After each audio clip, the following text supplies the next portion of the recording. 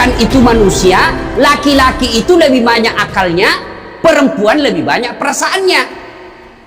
Maka kalau perempuan ngomel, dengar saja Pak, nggak usah dijelaskan apa dia mau, dengar aja, karena memang dia cuma mau didengar. Oh, dengar aja, oh, ya, dengar aja, dengar. Tapi nggak tahan saya Ustadz, ya tidur. Rumus menghadapi perempuan itu, ilmu paling efektif sabar. Tidak ada sudah kalah itu ilmu sabar. Diam, tidak usah dijelaskan. Biar dijelaskan tidak masuk di akalnya. Apalagi kalau dia sudah bilang pokoknya, sudah Pak, lebih diam aja, pokok, sudahlah. Dijelaskan satu, muncul pertanyaan dua. Dijelaskan tuntas yang dua, muncul lagi pertanyaan tiga. Sudah tuntas semuanya, dia ungkap lagi yang 5 tahun yang lalu. Itulah perempuan. Iya Bu toh? Maka dengarkan saja. Ada saatnya nanti dia bilang, baru dia sadar itu. Iya sebenarnya itu saya emosi aja itu hari Pak. Begitulah perempuan. Dihadapinya jangan emosi. Saya sudah tidak tahan Ustadz. Kenapa? Sudah 21 tahun. Tidak cocok saya Ustadz. Saya bilang, Ibu tahu tidak baut? Tahu Ustadz. Apa pasangannya baut Ibu? Mur. Sama enggak? Sama modelnya? Sama bentuknya? Beda. Justru perbedaannya yang membuat dia kokoh. Berarti rumah tangga tidak akan pernah kokoh kalau mau menyamakan. Yang kokoh adalah ketika dia mau saling menerima kekurangan dan kelebihan. Itu pasti kokoh. Mana mau cocok jenis kelamin aja kita tidak sama. Iya. Pendidikan aja kita pasti beda. Latar belakang budaya kita pasti beda. Maka yang membedakan itulah kalau kita kelola dengan baik dalam rumah tangga, dengan faktor utamanya sangka baik, insya Allah bahagia rumah tangga. Ya, sangka baik. Tuh Khadijah tidak pernah sangka buruk sama suaminya. Khadijah ketika beliau sakaratil maut, usia 65, beliau sakit, dan baju yang beliau pakai sudah 8 kali tambal. Tahu tambal Ibu? Itu tambal ke-8-nya 1 sampai 7, Nabi masih menambalnya pakai apa? Masih pakai kain. Di tambalan ke-8 beliau pakai pelepah daun kurma. Kenapa? Habis kainnya Nabi. Padahal sebelum nikah beliau orang kaya. Lalu beliau panggillah anaknya, Fatimah ta'al. Fatimah kesini dulu nak. Kenapa Bunda? Tolong kau mintakan serbannya bapakmu. Ada serban yang selalu dia pakai bapakmu itu terima wahyu. Tolong sampaikan ke beliau, saya minta untuk saya jadikan kain kafan. Mudah-mudahan serban itu Allah hindarkan saya dari azab kubur. Mendengar ini, Fatimah berkata, Bunda aja yang minta sama bapak. Dengar jawaban Khadijah, saya malu minta sama bapakmu nak. Habis hartanya untuk bantu Rasulullah, minta serban, malu. Kira-kira masih ada istri sini malu minta sama suaminya? Pak Gubernur masih ada kira-kira malu minta sama suami? Bukan diminta, dicuri. Ayo, itulah Khadijah. Maka jangan heran Khadijah meskipun sudah wafat, beliau tidur bersama Aisyah, beliau tidur bersama Aisyah, tapi siapa yang dikenangnya? Khadijah. Rasulullah hanya berkata, seolah-olah saya mendengar trompa kakinya Khadijah, seolah ada Khadijah dalam rumah kita. Aisyah cemburu, ya Rasulullah, ada apa sih kelebihan Khadijah? Khadijah sudah wafat, kau nikahi 2 kali janda, lebih tua dari kamu, kenapa Khadijah terus? Dengar jawaban Nabi, kau tidak pernah mampu mengimbangkan, menyandingkan atau menyamakan dirimu dengan Khadijah. Ketika tidak ada orang percaya kepadaku, Khadijah orang pertama yang percaya kerasulanku. Ketika orang memboikot saya, tidak boleh bertransaksi ekonomi kepada Muhammad, hartanya habis untuk membantu perjuangan dakwah. Maka jangan heran Rasulullah sangat mencintai Khadijah. Jadi kalau ibu mau dicintai suami lahir batin, jadilah seperti Khadijah. Bukan karena cantiknya, bukan karena kayanya, tapi kebersihan hatinya Khadijah. Kita itu laki-laki kan tergantung perempuannya. Kalau perempuannya baik, akhlaknya baik, tidak mungkin tergoda suami.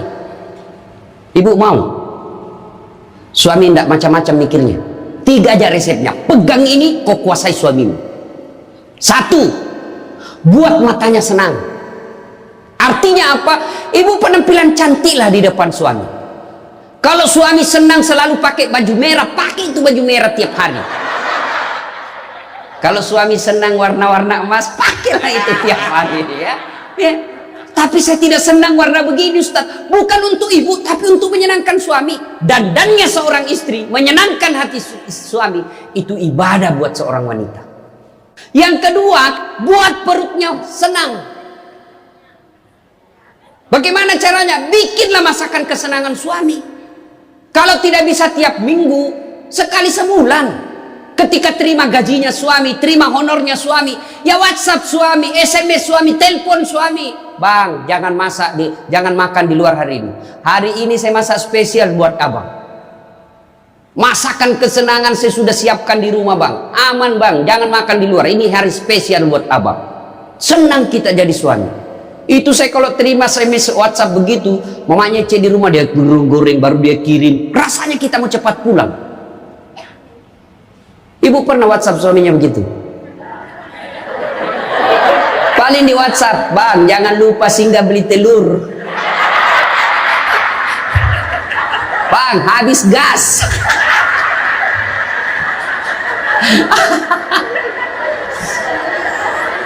Kok tahu Ustaz? Ya saya rasakan juga. Pernah suatu kali Pak Gubernur pulang, saya ceramah takziah malam-malam di Makassar. Tiba-tiba masuklah WhatsAppnya mamanya C. Ustadz habis pembalut. Aduh. Tidak mungkinlah sopir saya suruh, ini istri saya. Sudahlah, saya singgah, saya berdoa mudah-mudahan tidak ada yang kenal saya. Begitu saya bayar, ada ibu-ibu datang, Ustadz beli pembalut. Saya jengkel, langsung saya balik. Biar daripada saya melahirkan, udah. Tenang perasaan. Mungkin ego kita ini buat kita juga laki-laki, ya. Kadangkala ego naik, masa saya eselon, masa saya kepala dinas, masa singgah beli pembalut. Jangan lihat eselonnya. Pakai ilmunya Umar bin Khattab. Umar bin Khattab, ada sahabat yang selalu mau datang, mau laporkan istrinya. Kenapa? Istrinya suka ngomel. Maka dia berharap Umar panggil istrinya supaya dinasehatin. Begitu dekat dengan Umar bin Khattab, dekat dari rumahnya Umar, dilihatnya Umar juga dimarahi sama istrinya. Balik dia bilang, Pak Umar aja dimarahin. Balik besok ketemu, ya Amirul Mukminin, presiden lah waktu itu. Saya lihat kemarin Anda istri ngomel-ngomel, Anda senyum saja. Dengar ini jawaban bapak-bapak ini, para pejabat nih yang hadir. Dengar apa jawaban Umar. Begitulah cara saya berterima kasih kepada istriku yang telah hamil, melahirkan dan menyusui anak saya. Coba, hilang itu emosi Pak, hilang itu harga diri. Kalau kita sudah ingat bagaimana susahnya itu ibu melahirkan, hamil. Masih ingat ibu-ibu waktu hamil? Masih? Ada ndak enaknya itu orang hamil? Untung saya tidak pernah hamil. Oh, coba ibu-ibu kalau hamil, jalan aja setengah mati. Aduh, sudah mau mau duduk aja, mana ada ibu hamil langsung duduk aja. Udah standar samping dulu itu kasih. Iya ibu, ya benar. Kalau kita laki-laki paling ngidam. Ustaz, apa doanya berhenti ngidam istri? Ngidam apa istrimu? Nanti dia bisa tidur kalau dilihat saya di atas lemari Pak Ustaz. Jadi kalau istrinya mau tidur jam 10, setengah 10 sudah naik di atas lemari. Saya berarti kau dongo-dongo itu dikasih kerja di konsum. Yang kedua kata Umar, begitulah cara saya berterima kasih kepada istriku yang telah melahirkan anak saya. Masih ingat waktu melahirkan? Masih? Ada ndak ibu-ibu melahirkan senyum? Ada? Mentang-mentang istri gubernur keluar sayang. Setengah mati juga biar istri gubernur. Nggak ada. Itulah susahnya jadi perempuan. Maka ketika suami disuruh sama istri, bayangkan sulitnya melahirkan. Yang ketiga, kata Umar, begitu cara saya berterima kasih yang telah menyusui anak saya. Masih ingat waktu menyusui? Masih? Terutama waktu tumbuh giginya.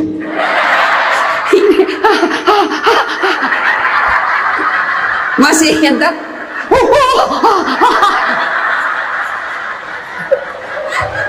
Untuk saya tidak pernah rasakan. Bu, kalau digigit kan mana nenek tinjau nanya, kau gigit saya? Tidak, dia usap, lepas nak. Iya ibu, iya, iya, iya.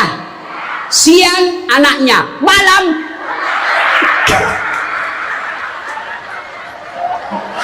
salatullah salamullah ala toha rasulillah, salatullah salamullah ala yasin.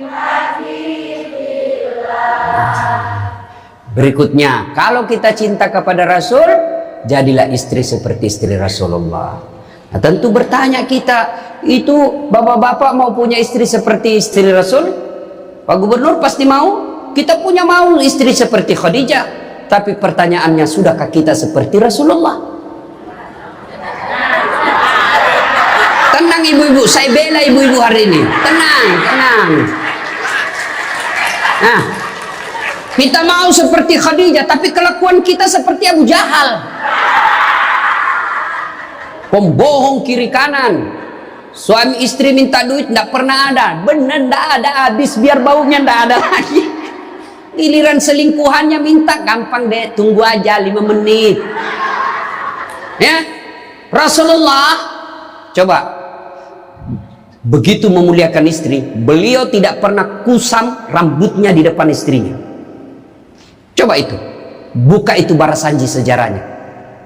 Rasulullah beliau yang bersihkan tempat tidurnya, beliau yang tambal bajunya ketika robek, beliau sediakan sarapan. Itu Rasul, manusia pilihan, namanya selalu digandengkan dengan namanya Allah, tidak malu, bahkan rela ikhlas membantu pekerjaan rumah tangga istrinya untuk meringankan kerjaan istri. Kita baru Satpol PP. Satpol PP, apa Satpol PP? Polisi setengah. Baru pegawai honor, macam-macam ceritanya. Tidak ada kehinaan bagi laki-laki yang memuliakan istrinya. Tidak ada kehinaan suami yang membantu pekerjaan istrinya. Rasulullah mencontohkan itu. Beliau kalau keluar rumah sudah ada sisir, masuk ke kamar rapi baru keluar. Kita sudah habis pisang goreng 4, masih berantakan rambut. Begitu istrinya katakan, bang, baik-baik itu rambutmu. Apa? Kenapa kau urus rambutku? Rambutmu kau urus. Itulah Rasulullah. Rasulullah subhanallah, dari 11 istri beliau tidak ada satupun yang dipanggil namanya. Beliau tidak pernah memanggil Khadijah, beliau tidak pernah memanggil Aisyah. Aisyah beliau panggil apa? Ya Khumairah, yang kemerah-merahan pipinya, karena memang Siti Aisyah merah delima pipinya. Maka bapak-bapak Pak Kak di sini, Pak Karo, panggil istri kita dengan panggilan kasih sayang. Wahai istriku yang termancung hidungnya di lorong 3. Yang tidak mancung hidungnya Ustaz, ya giginya lah kau lihat. Justru giginya mancung Ustaz. Jangan terlalu jujur. Mentang-mentang istri kita hitam, panggil Tam, hitam. Apa kata istri kita? Apa PC? Masa suami istri? Katanya Islam inilah agama yang paling paripurna. Kok kita saling PC hitam? Ya, Rasulullah beliau kalau minum bersama istri beliau, kalau beliau minum gini, Bismillahirrahmanirrahim. Hebatnya Rasul, kalau beliau minum 1 teguk dikasih lagi istrinya, minum lagi, kasih lagi istrinya. Hebatnya bekas bibirnya Aisyah itu yang diminum oleh Rasulullah. Bekas bibirnya Aisyah. Masya Allah. Coba kalau kita Pak Kadis, istri, bekas bibir istri, bau betul mulutmu.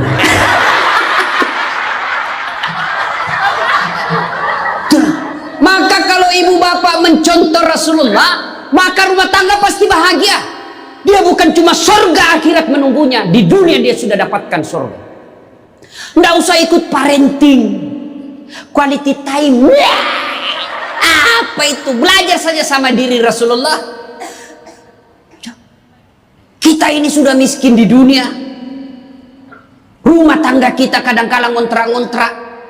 Tidak tahu lagi kewajiban istri kepada suami, suami tidak tahu kewajiban kepada istri, maka di dunia dia susah sanggara, di akhirat apalagi nanti. Maka kalau kita tidak bisa dapatkan kekayaan surga di dunia dengan harta, maka dapatkan kebahagiaan itu dengan memperbaiki hati dalam rumah tangga. Suami tahu kewajiban kepada istri, istri pun melaksanakan tugasnya kepada suaminya. Tuh Rasulullah. Rasulullah subhanallah, manusia mulia, tidak pernah menghina istrinya. Maka jadilah suami seperti Rasulullah Muhammad SAW. Ibu bapak saudara-saudara sekalian, suatu kali Umar bin Khattab menangis, tiba-tiba ketawa lagi, menangis lagi. Datanglah sahabat bertanya, wahai Umar, kau sudah gila apa? Umar waktu itu sudah jadi presiden. Beliau katakan, bagaimana saya tidak ketawa? Saya mengingat waktu sebelum datang Muhammad SAW, saya pernah memakan Tuhanku. Dia bikin berhala dari roti, lalu dia makan itu Tuhannya. Dia bilang, bayangkan hebatku dulu sebelum ada Muhammad, Tuhan pun saya makan. Kan dia ketawa. Lalu kenapa engkau menangis ya Amirul Mukminin? Saya bayangkan sebelum Nabi Muhammad SAW datang di tengah-tengah kita, saya pernah mengambil anakku yang masih orok, merah, saya rebut dari istriku, lalu saya bawa ke belakang rumah, saya gali pasir, saya tanam sendiri anak perempuanku itu, lalu saya timbun, saya lompat-lompat di atasnya karena saya anggap ini perempuan anak pembawa sial. Begitu zaman jahiliyah. Alhamdulillah setelah ada Muhammad, mampu melahirkan kita seperti sekarang ini, bisa membedakan yang hak dan yang batil. Berarti Rasulullah dikenang kehebatannya karena berhasil memimpin, mengarahkan umatnya dari jahiliyah menjadi seperti yang kita nikmati sekarang ini. Berarti Pak Gubernur, kalau Bapak ingin dikenang sebagai pejabat, bukan hanya memperbaiki diri, tapi memperbaiki rakyat Sumatera Selatan. Dan alhamdulillah saya senang sekali mendapat berita Bapak punya program yang sangat memuliakan kebaikan, bukan Islam, kebaikan. Satu desa, satu lurah, satu rumah tahfiz. Meskipun Bapak sudah tidak menjabat sebagai gubernur, selama rumah tahfiz itu dimanfaatkan, maka itu akan menjadi amal kebaikan dunia sampai di akhirat. Tapi percayalah, tidak mungkin Pak Gubernur hebat tanpa didukung sama istri. Tidak mungkin. Ini istri tidak kelihatan perannya, tapi menentukan SK. Benar.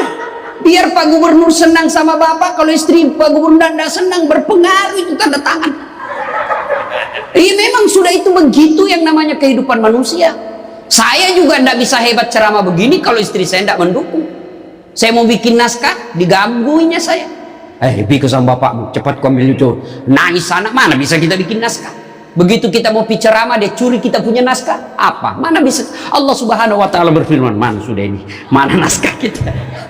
Maka yang terpenting kembali dalam maulid kali ini, mari jadikan rumah tangga kita sebagai pintu sorga, meraih sorga yang sebenarnya. Jangan berpikir di dunia tidak ada sorga. Kita kan selalu berdoa, fid dunya hasanah, wa fil akhirati hasanah. Selamat di dunia, selamat di akhirat. Apa itu fid dunya hasanah? Menurut para ahli tafsir Al-Quran, hasanah di dunia itu, sorganya dunia itu mengandung 4 komponen. 1, punya pasangan yang baik.